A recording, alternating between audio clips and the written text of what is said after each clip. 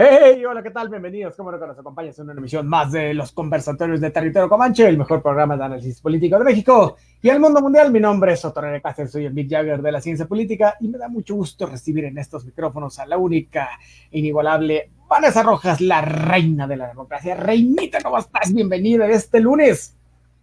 ¡Ay, pues está re bueno, ¿verdad? Pues hoy es un excelente lunes y tengan un excelente inicio de semana para todos. Entonces, pues vamos a dar lo mejor de cada uno, pues para que tengamos resultados increíbles. Entonces, pues Oye, ya espera, sabe espera, que espera. usted muy No, bien. ¿Perdón? no, dime. Pues les decía que sí, ya saben que ustedes muy bien informados quieren estar y de política en la mesa ustedes quieren hablar, entonces Territorio Comanche deben de sintonizar lunes, miércoles y viernes de 2 a 3 de la tarde solo por el Facebook Live de Acústica Radio. Dale voz a tus sentidos. Es correcto, muchísimas gracias, mi queridísima Vanessa. Y desde aquí también muchas gracias a nuestro queridísimo bad hombre de la radio, Donay Martínez, que está del otro lado de los micrófonos produciendo este programa. Oye, hoy no nos va a poder acompañar nuestro queridísimo Rodrigo Pichado por razones estrictamente personales, pero se estará reintegrando con nosotros, esperemos que en el transcurso de la semana. Pero bueno, aquí estamos tú y yo para llevarles lo mejor del análisis político de todo lo que acontece en México. Y lo que acontece en México, y es un tema de súper relevancia que tenemos todos los días, es esto del coronavirus. Y como siempre, tú nos tienes la mejor información sobre las cifras, ¿no?, que se están dando, porque además hay algo súper interesante con esto, ¿no? Y ahorita no me vas a dejar desmentirlo con las cifras que te vas a aventar, que es que hay una controversia enorme acerca del uso, ¿no?, del semáforo, ¿no?, epidemiológico. Iba a decir el semáforo rojo, pero en realidad es el semáforo con los 4 colores, ¿no? Y en la Ciudad de México, en particular, la doctora Claudia Sheinbaum se ha puesto a la tarea de ser un poco más, digamos, humana en cierto sentido, ¿no? Y no estar como con los cánones que marcan desde la presidencia de la República en cuanto a la utilización del semáforo. Entonces, podría suceder, ¿no?, que en el transcurso de esta semana o la siguiente regresemos al semáforo rojo en la Ciudad de México, lo que trae consigo un montón de limitaciones, que es, por supuesto, la apertura de comercios, el tránsito de la gente, el regreso a las actividades laborales, el continuar con las mismas desde casa, el reforzar el distanciamiento social, las medidas de prevención, que es a través de las caretas, el tapabocas, los gogles, en fin, ¿no? Pero también es muy interesante esto de que se están evaluando nuevos parámetros para revisar precisamente un semáforo epidemiológico a nivel nacional. Ya se había tenido encuentros con varios gobernadores y el gobierno federal, y parece ser que ahora están revisando también nuevos parámetros, porque solo se tenía en consideración para esto la ocupación disponible de camas hospitalarias, ¿no? Es decir, mientras más digamos, infectados estuvieran ocupando camas hospitalarias o en respiradores, a partir de ello es que se iba a medir la cuestión del semáforo. Y al parecer ahora también se van a tener otros parámetros, insisto, ¿no? ¿Cuáles son? Se están definiendo, pero podríamos pensar que muchos de ellos tienen que ver también con los infectados, con las pruebas, y con la cuestión económica, en fin, ¿no? Entonces, es todo un mundo de cosas que nos están sucediendo, ¿no? Y además, tener en cuenta las cifras, ¿no? Que a mí me parece que estas nuevas mediciones del semáforo están bien encaminadas, ¿no? Pensando en las cifras que se están sucediendo en el país a través de la infección del coronavirus, que más que descender, pues cada vez van aumentando. Si bien es cierto, y ahorita nos va a decir Vanessa si es cierto o no, que la tasa de defunciones ha disminuido un poco, lo cierto es que la tasa de infectados ha aumentado bastante también. Entonces, si bajan los fallecimientos, no quiere decir que el coronavirus está domado. puede pensarse que hay una disminución en ese tipo de curvas, aunque si aumentan los infectados, bueno, pues es evidente que también aumenten en cierta medida y en un lapso no muy largo de tiempo también los hospitalizados, ¿no? Entonces, bueno, una situación bastante crítica, ¿no? Sobre las cifras que se están manejando. Pero, mi queridísima Vanessa, ¿andas por ahí? Pues es que, ¡Oh! fíjense que lo tengo. Así tenemos que salir ya por una razón, porque nos lo está diciendo nuestro Mick Jagger. Lejos de bajar las cifras, estas van en aumento. Entonces, el uso de la careta es indispensable, así como el uso de cubreboca. Entonces, y lo mejor, si no tienen a qué salir, por favor no salgan, ¿no? Entonces, porque cuidarse, entonces, cuidarnos nosotros mismos es cuidar a todos, ¿no? Y lo que queremos es básicamente salir de esto lo más pronto posible, ¿no? Entonces, pues bueno, ahora sí, ahí voy. Encontramos que, ¿se acuerdan que el día viernes dimos una cifra impresionante, ¿no? En los casos acumulados, confirmados, ¿no? Que ya eran más de 8,000. Pues para el día de hoy amanecemos con 390,516 casos confirmados acumulados, 31,812 casos confirmados activos, 89,397 casos sospechosos y lamentablemente 43,680 defunciones. Quiere decir que, ojo, el 64.4% de los casos se han recuperado óptimamente, ¿no? Entonces, vamos a encontrar que es muy cierto esto, ¿no? La doctora Claudia Sheinbaum Pardo regularmente, más bien todos los viernes a las 5 de la tarde, da un mensaje a los ciudadanos de la Ciudad de México. Y es lo que nos decía.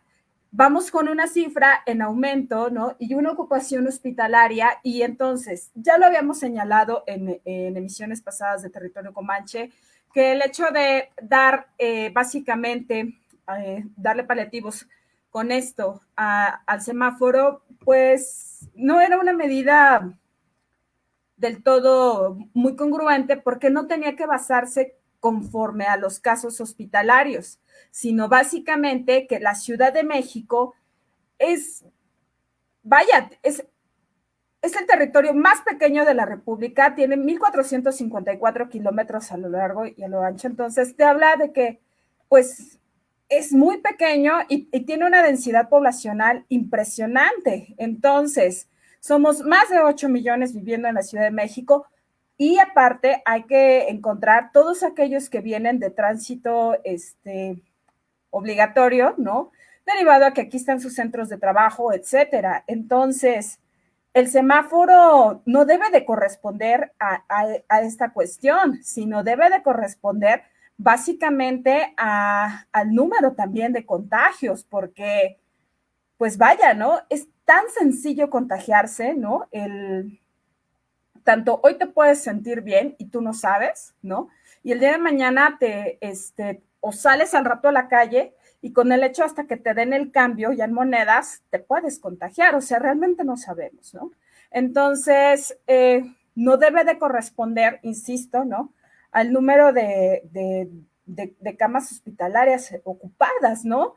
Sino más bien debemos de apostarle, insisto, a la prevención, ¿no? Porque, pues, esta tarea no es solamente del gobierno, ¿no? Es también de nosotros porque, pues, estamos viendo cada vez más, ¿no? Yo creo que ahora sí que todavía por ahí de marzo y abril no teníamos todavía como esta parte de decir, pues conozco a alguien que ha enfermado de COVID o hemos tenido lamentablemente defunciones por COVID, ¿no? Hoy día ya la mayor parte de la población ya sabemos de casos cercanos a nosotros en donde hay personas ya que han salido avante de la enfermedad o bien que están con la enfermedad y hay quienes lamentablemente pues no libraron la batalla. Entonces, eso te habla de que debemos de ser conscientes nosotros mismos, cuidarnos a nosotros mismos, cuidar a los nuestros para pues en sí, pues que nuestras acciones no repercutan a terceros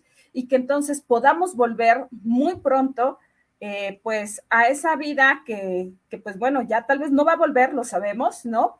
Pero pues sí se trata de ser un poco más conscientes, ¿no? Porque pues queremos que los números bajen, pero si también no ayudamos, es muy grave, ¿no? Salir a la calle y darte cuenta que hay quienes usan el cubreboca así, quien lo trae pues con la nariz pues abajo, ¿no? Que realmente no les importa, que no se lavan las manos, entonces pues bueno, cuidarnos, insistir muchísimo en esto, ¿no? Evitar también las reuniones sociales, ¿no? Sabemos que pues necesitamos, ¿no? También esta parte, pero seamos conscientes, ¿no? Con nosotros mismos, porque si no, lejos de esto, o sea, esto nos va a llevar inclusive hasta 3 años, ¿no? Entonces, pues imagínense, ¿no? Todo este cambio que viene, ¿no? Entonces, pues, hagámonos responsables, ¿no? Hagámonos responsables de lo que nos toca, ¿no, queridísimo doctor? No, es totalmente correcto. Pues es que son más de ya 44,000 muertes confirmadas, ¿no? Y las claves sí, ¿no? Más de 44,000 muertes, mi querísima Vane. Bueno, hoy son 43,680 y no dudamos que para el rato, ¿no? Porque el cierre se hace a la 1 de la tarde. Bueno, entonces, exacto. Bueno, ya rebasemos los 44,000. El asunto es que sí vamos a llegar a las 44,000 y las vamos a rebasar, ¿no? Y entonces lo terrible es que claro. supongo que las claves para detener esta epidemia pues no son las que está siguiendo el gobierno, por eso hago tanto énfasis en la postura de Claudia Sheinbaum, ¿no? O sea, sí. Creo que sí debería haber más pruebas de detección, que las está llevando a cabo ya a partir de la semana pasada, y está la Ciudad de México, y también el rastreo de contactos y uso de mascarillas, aunque el uso de mascarillas, como bien lo dices, pues se sigue usando y a veces no se usa y a veces se usa mal, ¿no? Entonces insistir claro. en que lo hagan bien, pues, ¿no? Entonces, lo terrible con el coronavirus es que no se aplicaron medidas de distanciamiento social a tiempo, ¿no? Ni de manera estricta, lo hemos dicho en este espacio durante mucho tiempo, ¿no? Y con ello, pues no se evitó la proliferación de los contactos, ¿no? O sea, porque todo responde a una cuestión económica, entonces se consideró que esto podría atentar contra la actividad económica y al final de cuentas, pues se atentó contra ella, ¿no? Entonces, parte también de la responsabilidad es nuestra, parte también de la responsabilidad es del gobierno, ¿no? Pero a mí me parece que el gobierno con todo y que ha hecho lo que está en sus manos hasta cierto punto, ¿no? Me parece que pudo haber hecho más, es decir, en un principio se rehusó otorgar ingresos a las personas para quedarse en casa, ¿no? Por ejemplo, ¿no? Claro. Mira, al final sin este sustento, o sea, el que no se les dio, pues no se pudo evitar que millones de familias observaran la sana distancia y tuvieran que salir a ganarse unos centavos para poder paliar sus necesidades primarias, ¿no? Entonces, las defunciones siguen creciendo, según mis estimaciones, está un poco controlado, ¿no? Me parece que la tasa está bajando, aunque insisto, ha habido más infectados, ¿no? Y esto a la larga puede traer que vuelva a haber mayores hospitalizados, ¿no? Y claro. Haga un repunte también de muertes, ¿no? Entonces, las cifras son terriblemente fuertes, ¿no? O sea, en mayo, ¿no? Si mal no me acuerdo, 12 millones de hogares pues se quedaron sin ingresos, ¿no? Y se está estimando que otros 12.12 millones de personas de la clase media también van a caer en pobreza, ¿no? Entonces, hay estimaciones muy, muy, muy graves, ¿no? Donde están previendo que hasta habrá aumentado la pobreza, que no la pobreza extrema, Conte, pero sí cuestiones de pobreza, hasta en 95 millones de mexicanos, teniendo en cuenta que somos un país de 120. Esto es el extremo más grande. Ojalá no lleguemos hasta esto, ¿no? Pero, pues las cifras y el manejo de la pandemia no nos dicen otra cosa, ¿no? También hay que considerar que si bien a la población civil le tocó lo de la pandemia, lo hemos también dicho en ese espacio, ¿no? A los grupos, digamos, privilegiados, ¿no? Que pueden quedarse en casa, no les afectó tanto como a los de menores ingresos, insisto, por la misma cuestión de no poder tener un distanciamiento social y de tener que salir, ¿no? A proveerse y de insumos económicos para tener insumos tales como comida, pagar las rentas, en fin, ¿no? Y no hay que olvidar que el personal sanitario también la sufrió durísimo, ¿no? Es decir, las estimaciones también nos dicen que 21% de los contagios, ¿no? Ocurrió en este sector, lo cual es bastante grande, ¿no? Entonces, bueno, si a esto le sumas que hubo que comprar respiradores y que tuvieron ahí cosas de corrupción y que si no llegaron y que si sí, que si bla, bla, bla, bueno, pues es todo un galimatías y un problemón en el que estamos. Sin embargo, yo no sé tú, mi queridísima Vane, yo tengo la impresión de que sí está bajando las hospitalizaciones, pero están subiendo los infectados. Pero tú ves las cifras todos los días, tú debes tener como una visión más certera sobre el asunto.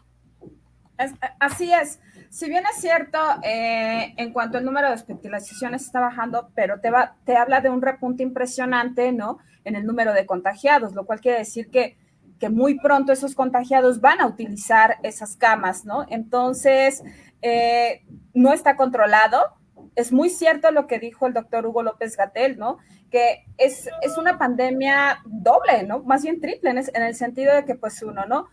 Como bien lo señalas, tiene que ver con el embate a la pobreza al que nos vamos a enfrentar, ¿no? Lo cual quiere decir que, ojo, ahorita que hemos salido a trabajar y estas cosas, en pleno semáforo naranja, pues la realidad es que tenemos que salir porque tenemos que comer, o sea, de eso te habla, ¿no?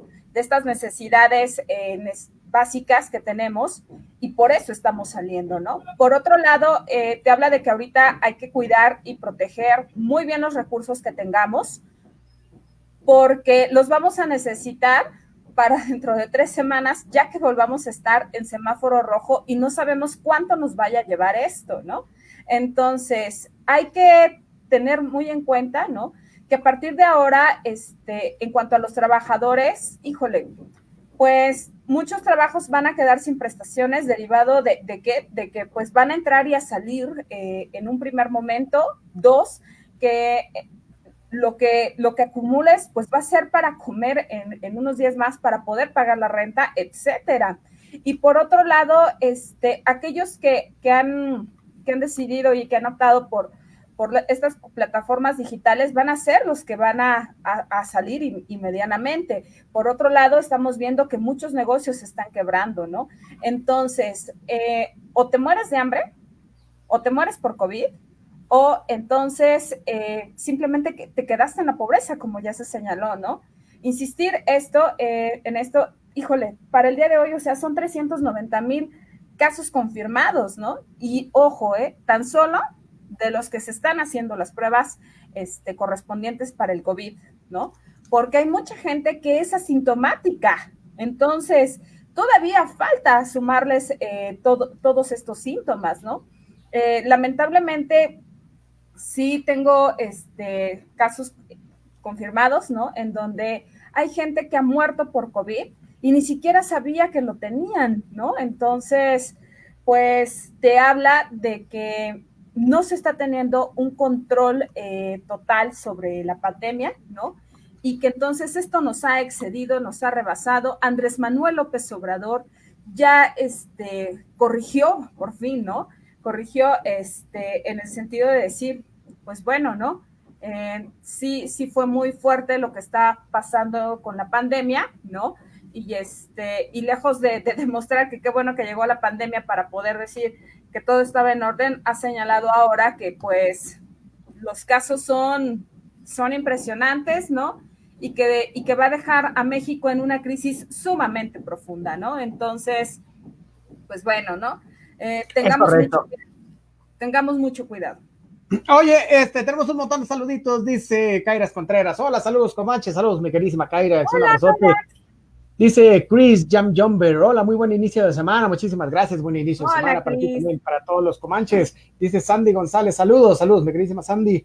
Emilina García, saludos hasta el Estado de México, mira nada más, saludotes. Hola. Dice Caires Contreras, en el Metrobús tienen que subir los supervisores o policías con celular en mano para recordarles que se coloquen los cubrebocas de manera adecuada y que ya es obligatorio el uso del mismo. Es correcto. Es terrible que la gente no entienda que en todos los lugares públicos no tiene que hacer uso del cubrebocas. La verdad es que tenemos una cultura ahí desastrosa que nosotros mismos hemos alentado y que el gobierno también ha ayudado un poco en esto. Dice Fernando Aguinaga, hola Vanessa. Hola Fer, ¿cómo estás? Un abrazo. Uno más para el boleto dorado. Oye, dice Mariano Gómez. Hola chicos, buenas tardes, mi queridísima Mariana, gracias por escucharnos, dice Fernando Guiñaga. O Roma, creo que le faltó este comentario, pero bueno, ahorita nos lo vuelvo a poner. Dice Rocío Viloria, qué mal panorama, pobre México, lleno de mexicanos que no creen en la desgracia que nosotros la producimos. Pues sí, pues nosotros somos también culpables, ¿no? Hasta cierto punto. No hay que asumir nuestra responsabilidad en esto, es correcto. Un saludote a Rocío Viloria, que ya nos había abandonado un poco, pero se regresa y se conecta nuevamente. Bienvenida. David Galindo, saludos, mi queridísimo David Galindo. Oye, en relación al comentario que hace Rocío Viloria, ¿no? Acerca de las desgracias que nosotros producimos, pues desgracias también son las que vivimos en el país con otros temas, ¿no? Y me refiero con esto al caso específico de Emilio Lozoya Austin, que está causando muchísimo revuelo, ¿no?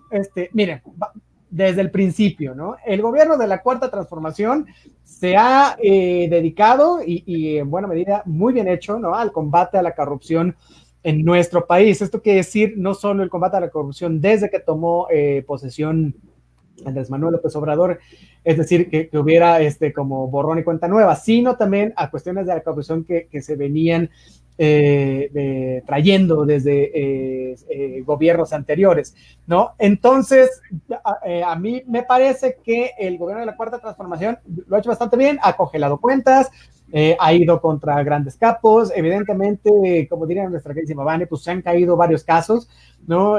Por mala integración del proceso, en fin, ¿no? Pero bueno, la piedrita de oportunidad ahí está, ¿no? Cuando se dice cómo se escribe la historia, pues se escribe a partir de estas cosas, ¿no? Cuando se empieza a construir, ¿no? Entonces, uno de los elementos también que hace ver que se está peleando contra la corrupción, pues es este caso, ¿no? Y una condición me parece esencial, ¿no? Es que los procesos que se lleven a cabo en contra de la corrupción deben guiarse por el debido proceso, ¿no? Esto a través de la Fiscalía General de la República, ¿no? Es decir, que no sea un interés partidista, ¿no? Sino que sea un interés de tipo nacional. ¿Esto qué quiere decir? Que no sea para un grupo o para beneficiarse de algo, sino que de verdad sea por el bien de la nación para que no vuelva a ocurrir. O sea, que se marque una diferencia, ¿no? Respecto a los gobiernos anteriores, ¿no? Entonces, bueno, al final la Procuración de Justicia no debe servir a propósitos políticos. Entonces, ¿cómo puede ocurrir esto? Pues solamente si existe la convicción suficiente para llevarlo a cabo. En este sentido es en el que entra el caso de Emilio Lozoya, ¿no? ¿Por qué? Porque parece que la evolución del caso, si bien responde a un combate contra la corrupción, también se fortalece la idea de que es un ajuste de cuentas o una persecución que tiene amplios tintes políticos, ¿no? De acuerdo a lo que estamos viviendo, que es la cuestión del coronavirus, los proyectos de inversión que está llevando a cabo el gobierno de López Obrador allá en Dos Bocas, o la construcción del aeropuerto, las sucursales bancarias, en fin, ¿no? Bueno, y no se nos olvide la militarización de la seguridad pública por parte del ejército, ¿no?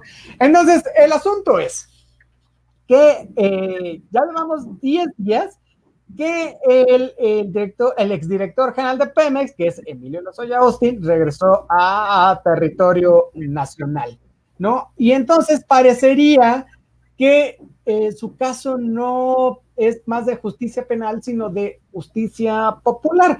¿Por qué? Porque se han filtrado un montón de declaraciones, ¿no? Acerca de los temas de los que vino Lozoya a hacer, que es a cantar contra un montón de gentes, ¿no? Entonces, vamos a ver si este caso o el procesamiento, bueno, en términos específicos, si el procesamiento penal de Lozoya va a girar en torno a las acusaciones que se han hecho del conocimiento público, ¿no? Desde que fue extraditado. Esto es lo que todos hemos visto en los medios, que es contra exfuncionarios y contra exlegisladores. Y vamos a comprobar, ¿no? En el curso de los días, si la Fiscalía General de la República permitió la difusión de información que en estricto sentido se tenía que mantener en reserva, ¿no? O sea, más allá de que los presuntos responsables sean precisamente eso, responsables o no, conforme a la ley, deben contar con un plazo, ¿no? Para que puedan allegar esa información para montar su defensa, ¿no? Eso es en un primer plano. Y en el segundo es que estas acusaciones que lanza Lozoya queden como un chisme enorme del que nos encanta a todos escuchar en política, que al final solo sirva para embarrar pues, la imagen de diferentes personas, ¿no? Porque puede suceder que todo esto que se ha filtrado pueda ser información no comprobada. Yo también estoy en el mismo plan de decir, oye, es que a ojos vistas, pues no puede ser de otra manera. Sí, nada más que los procesos penales ocupan que todos aquellos dichos pues se comprueben, ¿no? Y lo terrible es que este caso pueda quedar nada más en entredicho porque no se puedan sustentar las acusaciones, ¿no? Y en este caso sería terrible para el gobierno de Obrador porque, pues, lo estoy diciendo aquí así igual a ojos vistas, que esto le va a ayudar de tenerse bien comprobado en el panorama electoral que se viene para 2021, ¿no? Y esto también es un poco un distractor, ¿no? Si lo queremos ver de esta manera, ¿no? Ante la epidemia del COVID, ante la contracción de la economía,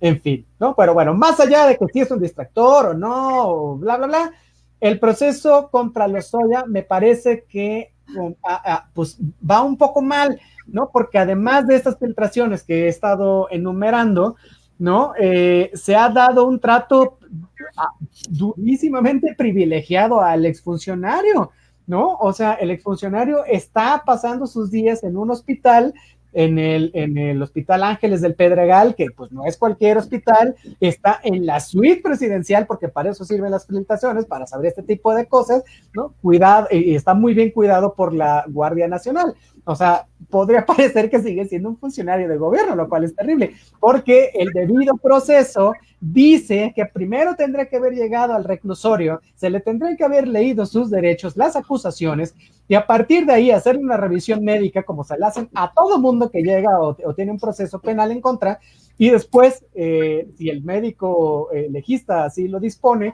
pues se hubiera ido al hospital a cualquiera que ya el gobierno hubiera decidido, ¿no? Pero se montó todo un operativo donde salieron unas camionetas que sí iban al reclusorio y atrás de ellas se fueron los reporteros y entonces se fueron otras al hospital. En fin, no entiendo por qué, entiendo la parte de la seguridad de Lozoya, ¿no? Que amerita el caso, ¿no? Pero no tendría por qué haber sido un engaño hacia los medios de comunicación. La verdad es que eso me parece terrible, ¿no? Y bueno, ya hemos dicho también en este espacio que Lozoya se está acogiendo al llamado criterio de oportunidad.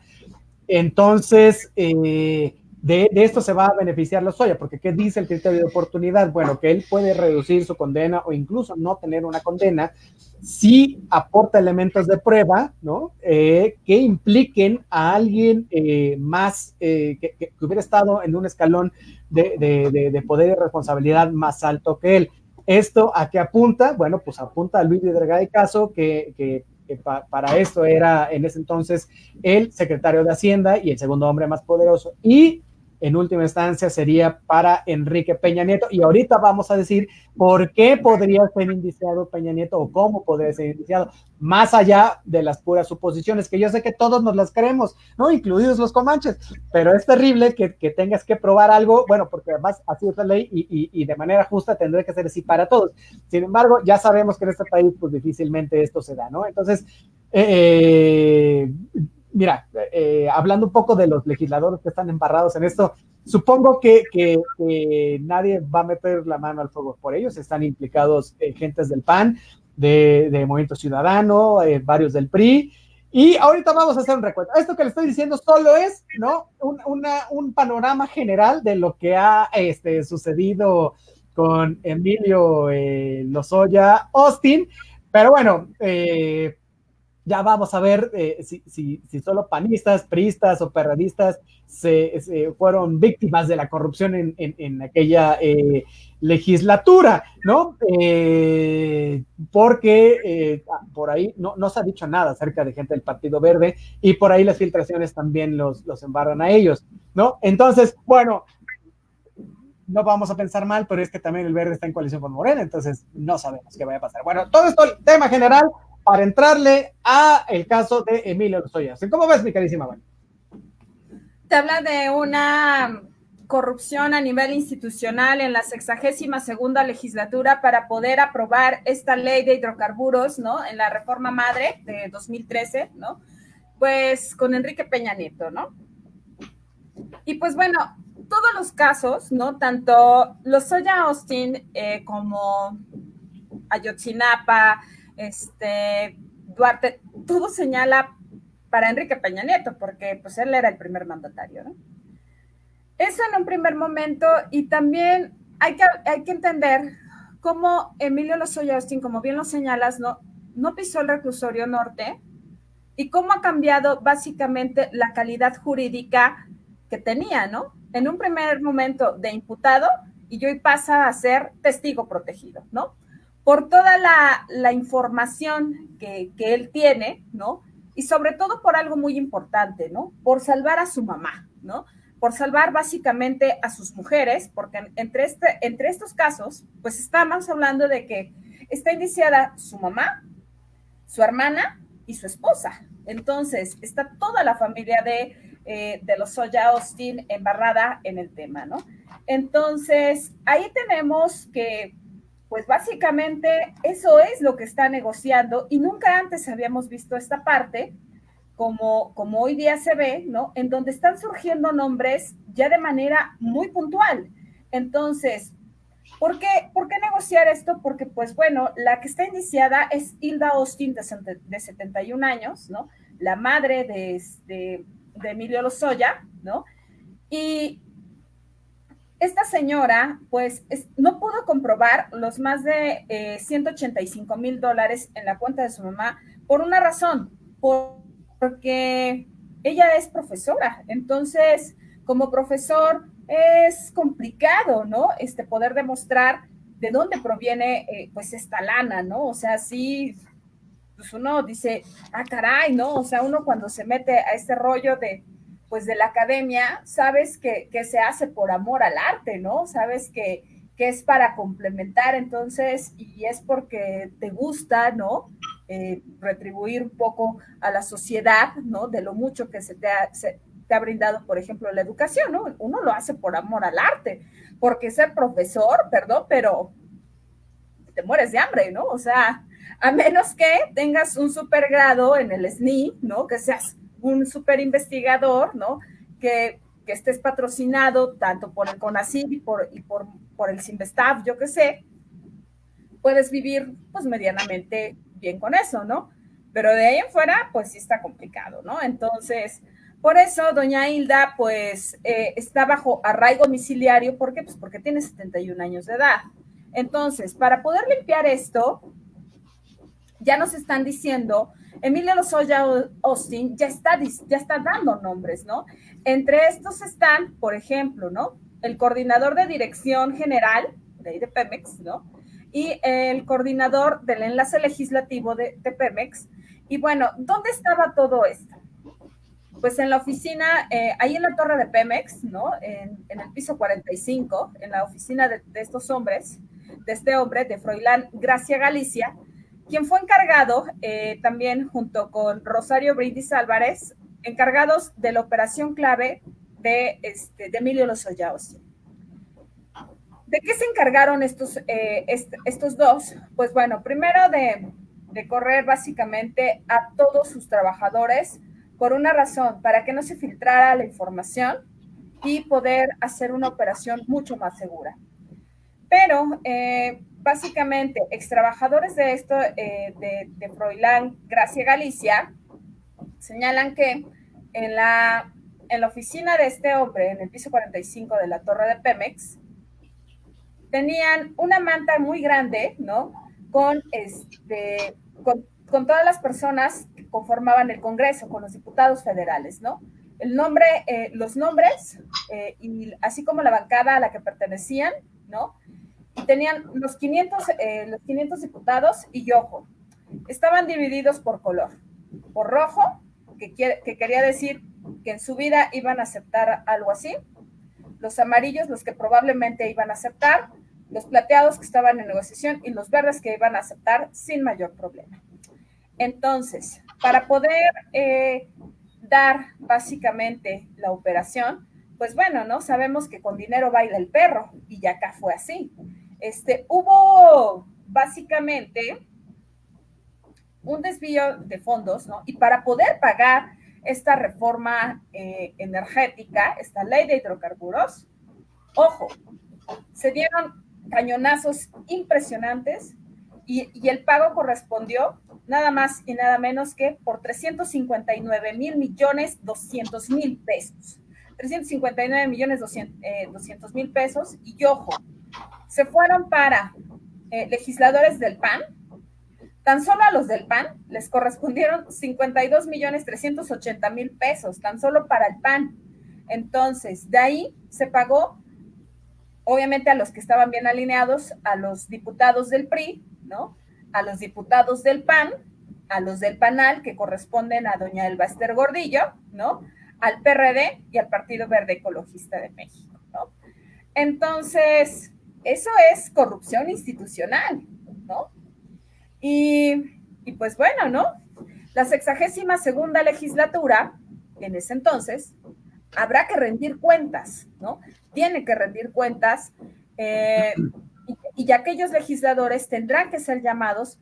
¿Para qué? Para saber por qué, cuáles fueron las razones, aparte de los cañonazos excedentes, ¿no? En las cuentas de cada uno, de por qué aprobar una reforma que marcaba un retroceso para México, ¿no? Y que pues bueno, ¿no? Nos implicaba dar un salto, pues para atrás, como los cangrejos, justo como en el año de, pues bueno, ya lo habíamos vivido en el Porfiriato, ¿no? ¿Y por qué no vivirlo otra vez?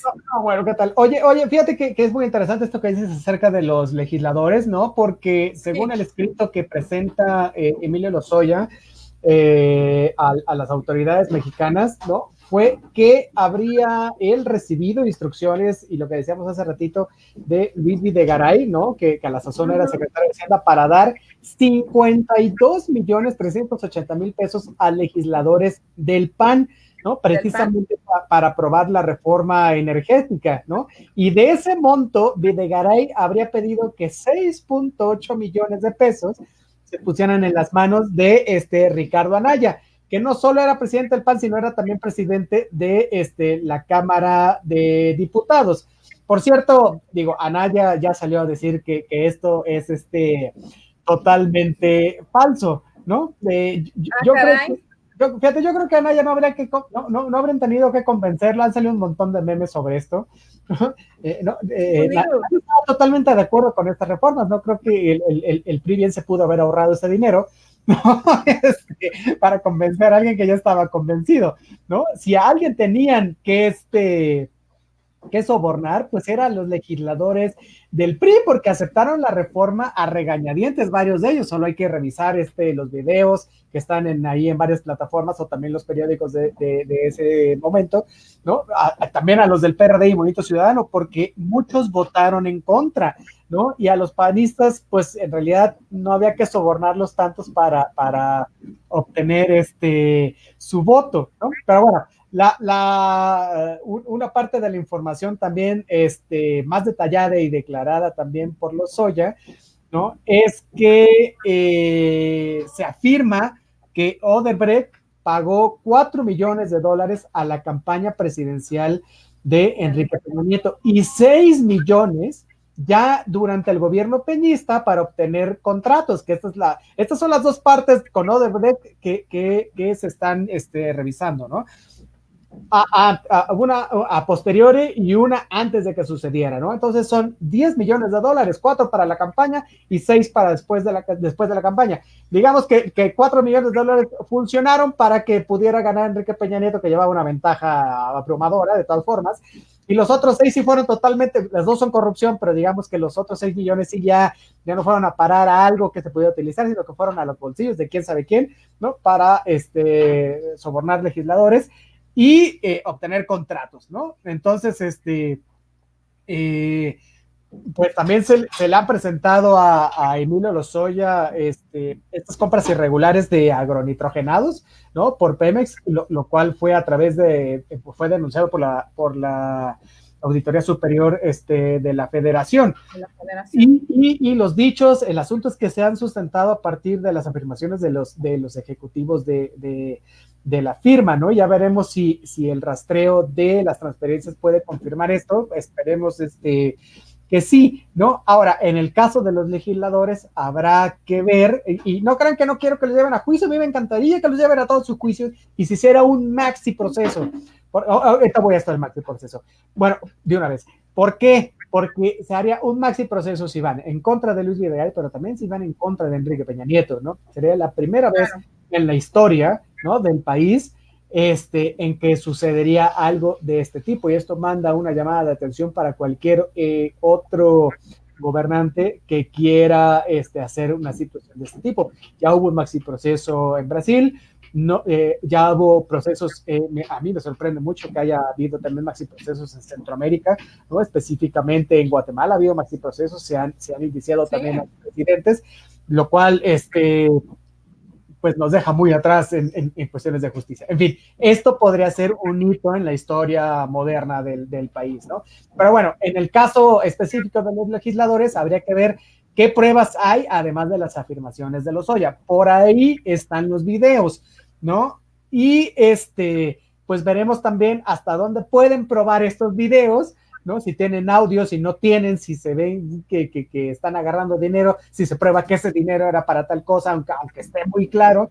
Creo que la Fiscalía General de la República tiene que meter mucho empeño en eso, ¿no? Entonces, bueno, lo paradójico de esto que hablamos de los legisladores y sobre todo del PAN, ¿no? Es que Enrique Peña Nieto pues se haya gastado millones de pesos para sobornar a quienes por convicción pues ya respaldaban la reforma energética, ¿no? Pero bueno, supongo que les tienes que dar a todos el cuchupo si no quieres que nadie hable y diga cualquier tipo de cosas que no quieras que se sepa, ¿no? Entonces, bueno, todo un galimatías, y mira, esto sí ya es nada más decir, bueno, lo que tú estás comentando acerca de los pisos donde se paseaba el dinero, ¿no? Y perdón por molestarte, pero ¿sabes qué? Cuéntalo tú, porque está increíble esto de cómo se lo metían en ¿cómo se llama? En maletines y se lo llevaban.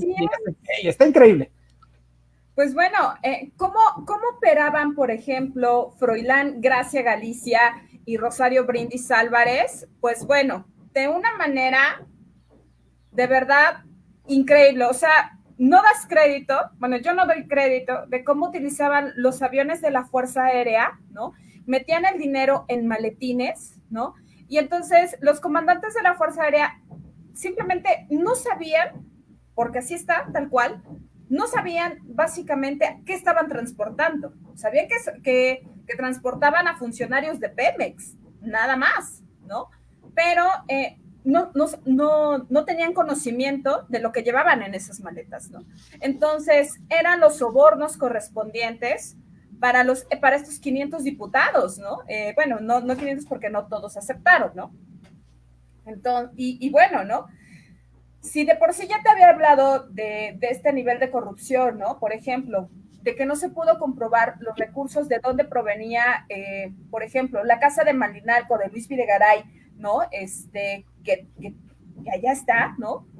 Y que venía muy a la par con, junto con la casa también, ¿no? De la Casa Blanca, ¿no? De Enrique Peña Nieto, aquí en Sierra Gorda, acá en las lomas de Chapultepec, pues va todo tomando sentido, ¿no? Va afianzándose, va asentándose todo esto, porque hablamos de una tela de corrupción que todo enmañó todo el gobierno de Enrique Peña Nieto, desde antes de que llegara a la presidencia, justo en la presidencia, y cómo se dio esto, ¿no? Entonces, la verdad es que apoyo mucho esta parte que estás señalando en cuanto al maxi proceso. O sea, sería de verdad histórico que se le abriera un proceso de investigación a Enrique Peña Nieto, a Luis Videgaray, ojo, aunque Luis Videgaray ya ha tomado pues ahora sí que sus precauciones, ¿no?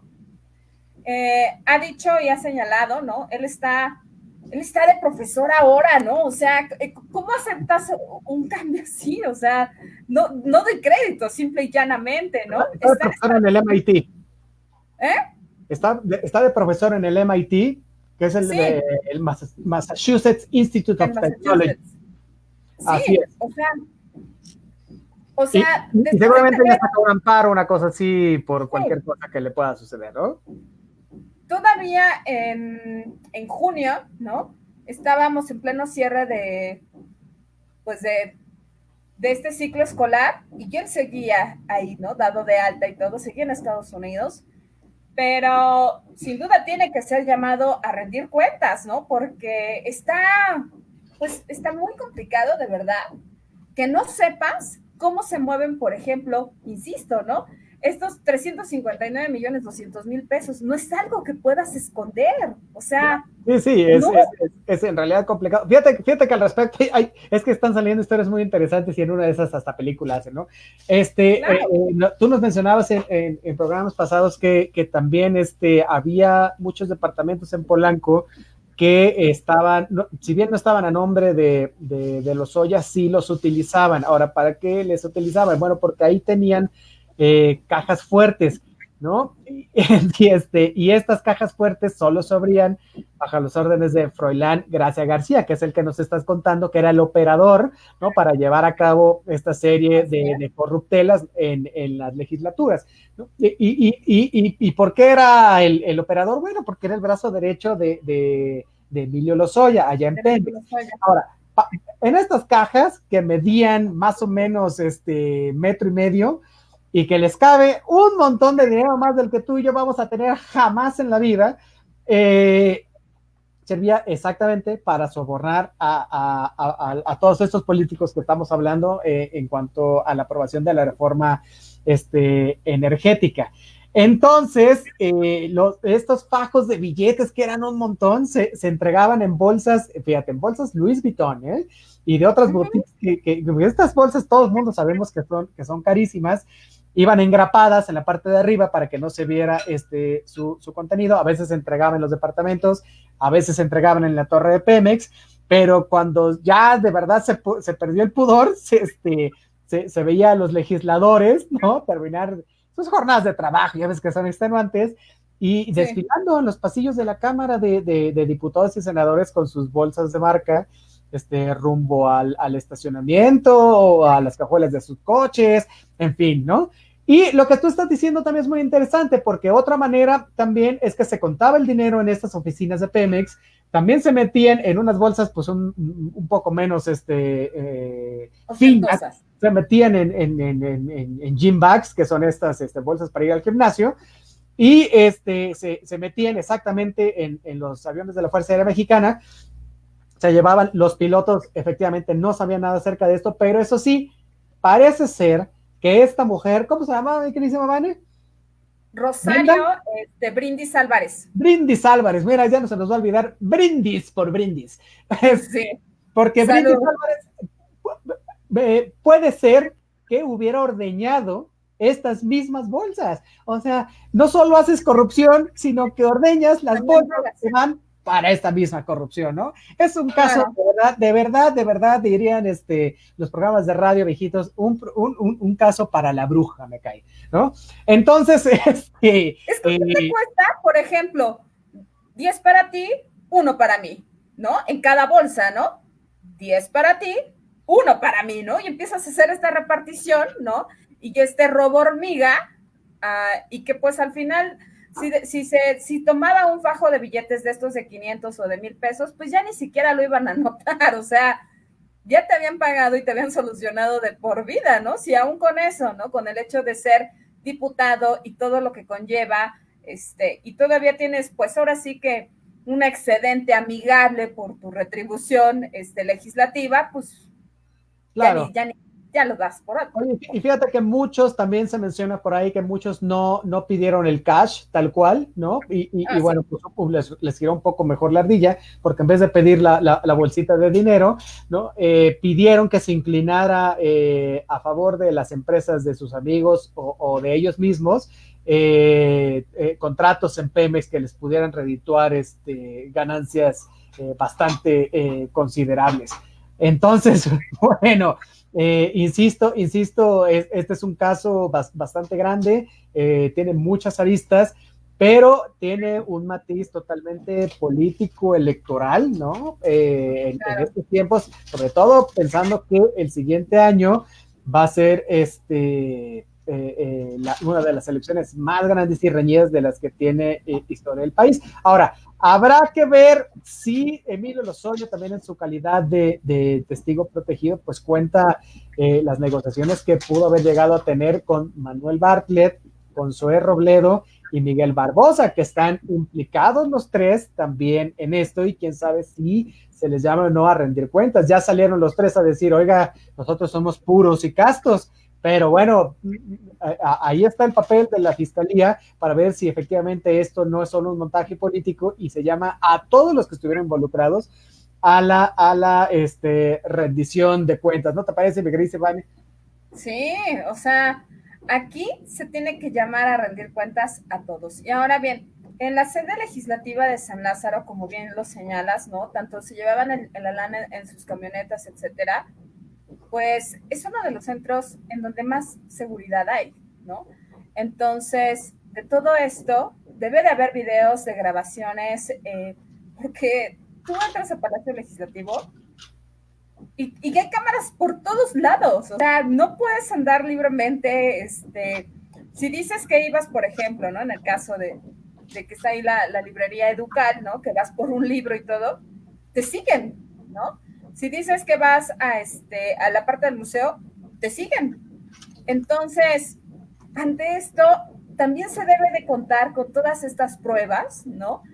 Que señalan, pues, que van a apuntar de manera directa tanto a los legisladores del Movimiento Ciudadano, ¿no? Como los del Partido Verde Ecologista, PRD, PAN, PRI, todos estos, y de cómo fue, ¿no? Porque, como bien lo señalas, ¿no? O sea, ya quisiera yo una bolsa Luis Butón, digo que sí la quiero, ¿no? Pero pues te sale fácilmente, pues, hay humildemente y una chiquita, te salen en 20,000 pesos, o sea, ¿de dónde, no? O sea, hay muchos indicios, ¿no? Para poder operar esto. Y sin duda, quien tuvo que haber manejado esto en el PRI es Manlio Fabio Beltrones. No hay paso, de verdad, que se dé, o que dé un diputado federal sin que Manlio Fabio Beltrones no lo haya aprobado antes. Así es, Los correcto. diputados, ojo, él era el coordinador, y si hay alguien que tiene mucho poder dentro del PRI, es Manlio Fabio Beltrones. No hay paso, inclusive como asesores, primero, quien debe de aprobar es él. Los conoce a todos. Quien también se tuvo que haber llevado una muy buena tajada de este pastel fue él, sin duda. O sea, en algún momento dado me tocó asesorar al coordinador de los diputados del PRI para el estado de Campeche y no saben, o sea, es un control sumamente rígido el que se tiene de parte de este señor. Es correcto. Entonces, pues bueno, todo pues te va a llevar hacia allá, ¿no? Oye, fíjate que íbamos a hablar acerca de cómo podían agarrar a Peña Nieto. Yo creo que esto nos tiene muy interesados, pero antes vamos a leer los saluditos porque tenemos un montón. Oye, venga. Dice Sandy González, que usen todos el cubrebocas, si no lo hacen por salud, que lo hagan por moda. Lamentablemente a veces funciona más por ese motivo absurdo. Pues sí, la verdad sí, hoy están saliendo un montón de modelos y cosas. Oiga, póngaselo, se ve uno bien, además. No, mire, ahí está, con gorrita y todo. Sí, mi carísima Vane está al último grito de la baba. Exacto. Oye, dice Fernando Aguiñaga, los cómplices de Emilio Lozoya no solamente son penales, así es correcto. Los cómplices feministas son rateros, no sí, pues sí, no son pendecieros, pues les digo que les giraba también la ardilla. Oye, claro. Mariano Gómez negoció un buen trato y la libertad de su familia. Sigue siendo un engaño desde el principio, pero él ha sido partícipe también de esos delitos. Es correcto, es que mira, es súper sencillo decir, no, pues ¿sabes qué? Pues yo soy tan bueno que vine a decir y nada más sueltan a mi familia y a mí y ya todos caen. No, a ver, tú tienes responsabilidad en esto, ¿no? El asunto es que no se podría saber si no es así. Entonces, bueno, a él también le giró la ardilla y antes de que esto se volviera más grande o alguien cantara en vez de él, decidió hacerlo por voluntad propia. Se acogió a estas figuras que luego las vamos a comentar, ¿no? Del testigo protegido, en fin, y bueno, pues le está resultando. Veremos hasta dónde, de acuerdo a los dichos, ¿no? Y a las pruebas que pueda aportar. Dice Julio Mata Montiel, buenas tardes, Territorio Comanche, buenas tardes, mi mismo Julio Mata. Dice el lawyer, Julio, te abrazo. Dice el lawyer Cristian Alain, saludos, mi buen lawyer. Dice Juan Manuel Fuentes Sandoval, saludos Comanche, saludos hasta North Carolina, donde también importa. Un abrazo hasta Carolina del Norte. Dice Mariana Gómez, apuesto por el montaje. Bueno, pues hagan sus apuestas porque esto se va a poner súper interesante. Dice Juan Manuel Cifuentes Sandoval, estoy con Vanessa, que los quemen a todos los implicados en los casos de corrupción, que los quemen. Sí, que los quemen porque esto es únicamente por su maldito y requete cochino dinero, todo el maldito poder que tenían, ¿no? Y que no van a soltar, o sea, imagínense ustedes. ¿Por qué me pongo así? Cochino dinero, esa es la clave. Oye, dice Mariana Gómez, ¿y qué hay acerca de Jiménez Espriu? Fíjate, mi queridísima Mariana, que lo perdiste porque hablamos de eso largo y tendido el programa pasado. Yo te invito a que lo revises. Si no, puedes meterte a mi página de YouTube que se llama así, Otorrene Cáceres, y ahí también están todos los programas, lo puedes checar, ¿no? Mariana, te extrañamos el viernes, y si no, insisto, así como dice nuestro Mick Jagger, y si no hay en Facebook, está el apartado de Facebook Watch, mete nada más el nombre de Territorio Comanche, y ahí te van a salir todos los programas que hemos hecho en vivo a través de la página de Acústica Radio. Entonces, pues bueno, ¿no? Y si no, está en YouTube, y si no, está en Spotify, está en TuneIn, está en podcast para sistema iOS y sistema Android. Y también nos van a encontrar pues estamos en todos lados, ¿no? Vamos hasta en el buró de crédito, bien lo dicen mis queridos compañeros comanches. Oye, fíjate, vamos rapidísimamente para checar esto de Peña Nieto. Yo tenía información ahí sobre Salinas de Gortari, que también puede salir embarrado. Primero me voy a vetar esto de Peña, y si los quieren que hablemos de Salinas, pues me lo ponen aquí en el chat. Y si sí, nos tomamos un cachito más, y si no, pues no, de todas formas lo de Peña es buenísimo, porque mira, haciendo una revisión de todas estas declaraciones y filtraciones y bla, bla, bla, se ha sabido, o al menos es lo que se dice, porque no lo podemos dar por cierto, que Enrique Peña Nieto solía hacer los amarres también en su propia oficina. Imagínate, no solo en Pemex, sino también en su propia oficina, ¿no? Con los gobernadores o los legisladores que tuvieran mayor perfil. Esto es como Chicken Little, ¿no? El queridísimo Anaya y así, o sea, no se iban a ir con la chiquillada, sino con los legisladores de veras, los que mueven las cosas, ¿no? Entonces, eran votos, como ya nos dijimos todo el programa, votos a cambio de recursos presupuestales, ¿no? Entonces, una vez que asignaba pues los montos, levantaba el teléfono rojo de la oficina presidencial, que es emblemático aquí en México, y giraba la instrucción directamente a Fernando Galindo, que usted dirá, ¿y quién es Fernando Galindo? Bueno, pues era el subsecretario de egresos de la Secretaría de Hacienda, y entonces la instrucción era, dale tantos millones a tal o cual, y punto, ¿no? Entonces, ¿qué seguía a partir de esto? Porque no eran nada más las instrucciones del presidente, sino que era darle forma legal al asunto.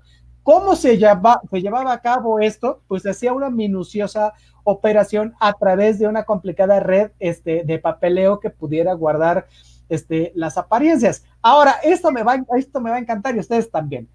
Esta operación era llevada a cabo por un hombre que nosotros dimos cuenta en este espacio que fue asesinado hace 2 meses en Morelos. Y cuando sucedió, aquí nosotros también dimos la noticia y dijimos quién era y por qué lo hacía. Al ratito vamos a poner el programa donde hablamos de eso para que usted, si tiene la curiosidad, lo puede escuchar. Entonces, dijo la fiscalía local que era un crimen pasional. Ahora, ¿cómo se llamaba este cuate? Isaac Gamboa Lozano. ¿Y qué hacía Isaac Gamboa Lozano? Bueno, pues se desempeñaba como titular de la Unidad de Política y Control Presupuestal de Hacienda, ¿no? Entonces, pues él se encargaba de hacer estos cuchupos para que todo fuera, para taparle el ojo al macho y fuera más o menos el legal, ¿no? Se etiquetaban pues este tipo de recursos para obras públicas y de ahí se iban quedando con lana, en fin, ¿no? Entonces, Isaac Gamboa es el que hacía el papeleo y las citas pues hacían en su oficina que están ahí en la Avenida Constituyentes, que ahí está la Secretaría de Hacienda, para el que no ha ido, pues ahí está. Y él era el último eslabón, ¿no? De estos moches que se pactaban en las negociaciones políticas con el presidente ahí en su oficina. Y Gamboa, cuando muere, pues se llevó muchos nombres y muchos números a la tumba. Y esto es importante porque él era el único que tenía esta información y entonces no es casualidad que de repente haya muerto por un crimen pasional. Eso es lo terrible con los juicios y las pruebas, que todos sabemos que no es así, sin embargo hay que probarlo, pero bueno, pues pasará la historia así, como el asesinado de un crimen pasional que sabía todo acerca de los cuchupos en Pemex, imagínate, ¿no? Bueno, pero no solo él sabía, ¿no? También hay un legislador priista que se llama Luis Miranda, que era muy amigo de Peña Nieto y también manejaba muchas cantidades de dinero para llevar a cabo lo que se conoce como operación política. Él estuvo como subsecretario de Gobernación y luego fue secretario de Desarrollo Social. Entonces,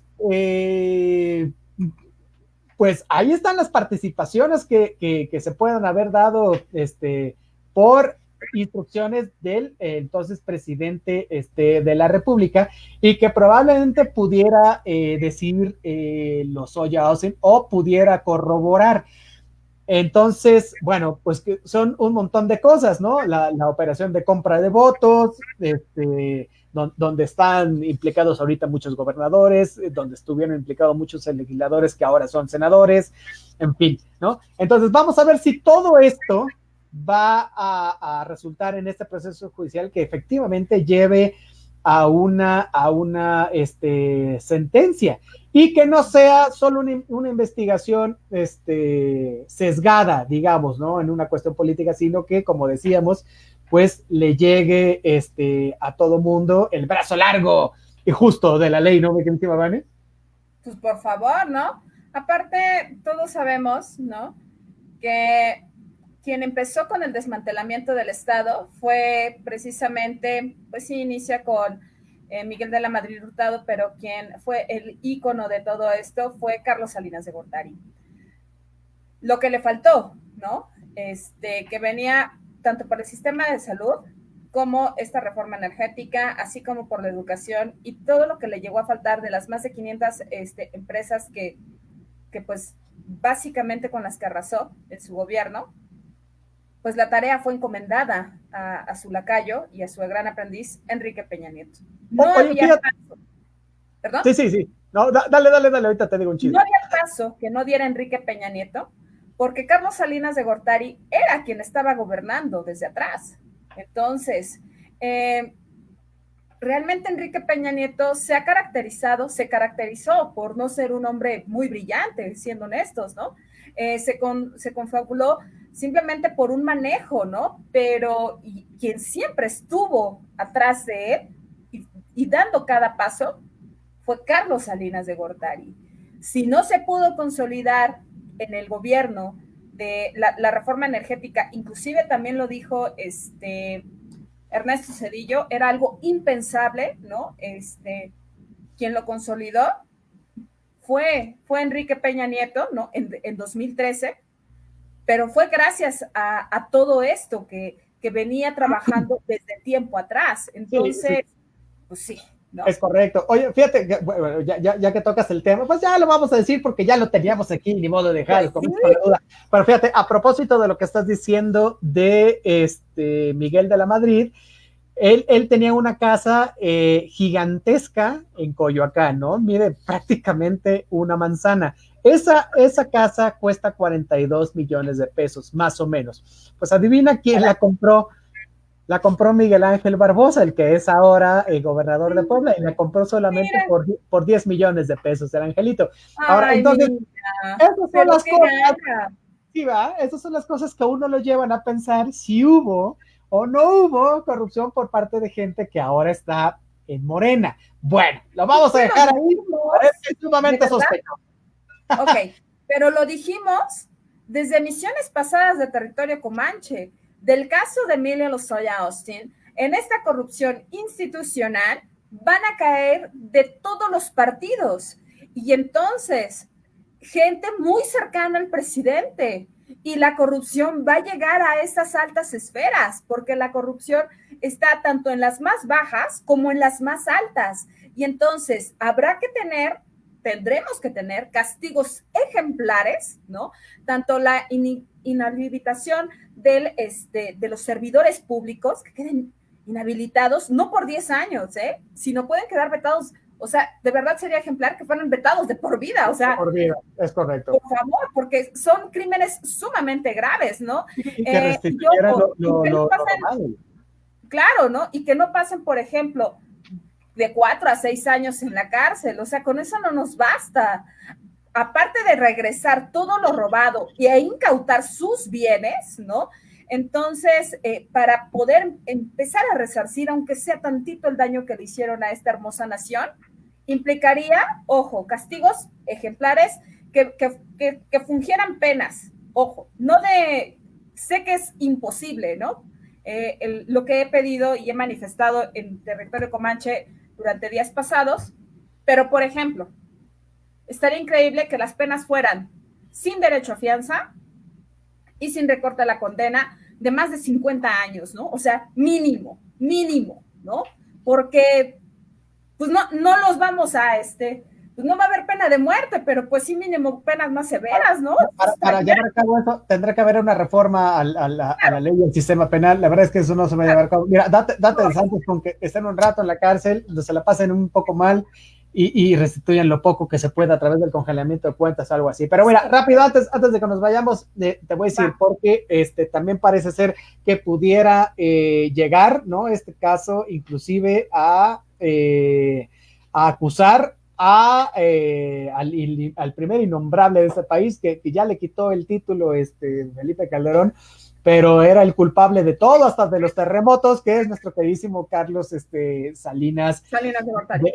De Gortari, exactamente. ¿Y cómo van a involucrar a Carlos Salinas de Gortari, dirá usted, en la corrupción de Pemex? Pues a través del empresario Alonso Ancira, el cual está actualmente preso en España, y que estaba acusado junto con Emilio Lozoya de la operación totalmente fraudulenta para la venta de la planta de agronitrogenados.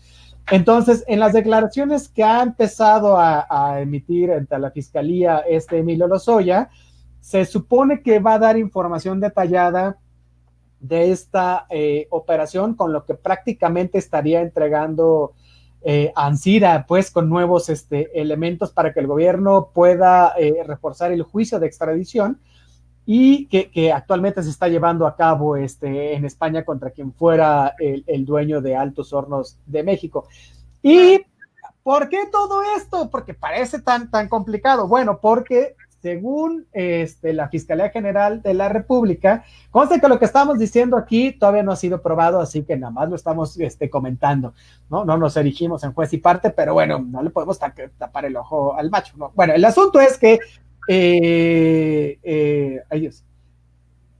El asunto es que Ancira, ¿no? Está llevando a cabo este juicio de extradición y la Fiscalía estaría diciendo que él diseñó la operación para la compra de agronitrogenados, ¿no? Y el fraude detrás de esta adquisición sería Carlos Salinas por hacer como la operación política con Ancira. Digamos que él ideó el plan para que Ancira le vendiera la planta a sobreprecio a Pemex y él mismo... 400 millones. Exacto, y él mismo convenció, o sea, Ancira convenció a Peña Nieto y quien a su vez le encargó esta operación a Luis Videgaray. Y entonces Luis Videgaray ya le dijo a Emilio Lozoya, oye, cómprate la chatarra a sobreprecio. Entonces, bueno, esta es una de las partes, ¿no? Que a mí me parecen muy interesantes. La verdad no creo, dudo mucho que el juicio vaya a llegar hasta Carlos Salinas de Gortari. Creo que podría llegar hasta Ancira, pero creo que no va a haber elementos de prueba para probar esto contra nuestro queridísimo innombrable. Sin embargo, ahí están todos los dichos, los dimes y diretes de los que se está conformando este juicio y que podría llegar a un maxi proceso. Insisto, sería un maxi proceso si se encuentra indiciado Videgaray, si se encuentra indiciado el expresidente Peña Nieto, inclusive si se encuentra indiciado el expresidente Carlos Salinas de Gortari, ¿no? Entonces, bueno, pues así las cosas en el caso de Emilio Lozoya Austin. Hoy nos tuvimos a bien platicar los dimes y diretes. Nos falta tiempo, seguramente saldrán muchísimas más cosas sobre este juicio, las estaremos contando aquí, pero valga la pena este programa para que usted esté enterado de todo lo que hasta el momento se está diciendo y ya veremos si todo lo que estamos resumiendo aquí tiene un sustento de prueba para poder llevarlo ante la justicia. Bueno, mi queridísima Vane, pues ya nos vamos, porque ahora sí nos vamos. Pero lo platicamos todo. Tus recomendaciones para de aquí al miércoles, que se va a poner muy interesante todo. Ay, pues tenemos, híjole, yo creo que un libro de Rosario Castellanos, ¿no? Que se llama Poesía no eres tú. Entonces, pues, para empezar esta semanita, ¿no? Entonces, pues, hay que darle, ¿no? Por ahí a la lectura. Y pues, bueno, mis redes sociales son... En Facebook me encuentran como @Vanessa Rojas, en Instagram me encuentran como @Vanessa_Hernández_Rojas, en Twitter me encuentran como @HeroVans. Mi queridísimo Mick Jagger de la ciencia política, ¿qué tiene usted para nosotros? Oye, yo les voy a recomendar, acabo de terminar Angry Dani, si no la han visto, véanla porque está increíble, está ñoñísima, pero está muy buena. Y yo les voy a recomendar, además de terminar ver Angry Dani, que revisen mi canal de YouTube, por favor, ¿no? Suscríbanse, está buenísimo, tiene todos los programas de las emisiones de Territorio Comanche, además de que tiene ahí presentaciones, tiene conferencias, videos de defensa personal, bueno, tiene un montón de cosas, está súper interesante, métase, me encuentro en YouTube así como Otto René Cáceres, ¿no? Revísele, échale una ojeadita, si no le gusta, déjame un comentario, si le gusta, pues suscríbase y denme un like. Oye, por cierto, me encuentran en todas mis redes sociales así, tal cual, Otto René Cáceres, Otto con doble T, no hay pierde, me encuentra ahí y hasta en el Buró de Crédito. Correcto. Ya nos vamos, muchísimas gracias por haber estado con nosotros, nuestro queridísimo Rodrigo, bueno, hoy no se pudo conectar, pero nos estará acompañando en el transcurso de la semana, ya lo estaremos anunciando, pero aquí nos vemos sin falta el siguiente miércoles de 2 a 3 de la tarde a través de Acústica Radio, dale voz a tus sentidos. Muchísimas gracias a nuestro queridísimo Donay Martínez, que estuvo en los controles y en la producción de este programa, Acústica Radio, dale voz a tus sentidos. Nos vemos el miércoles, gracias, muchísimas, Vane, hasta luego. Bye bye, un abrazo.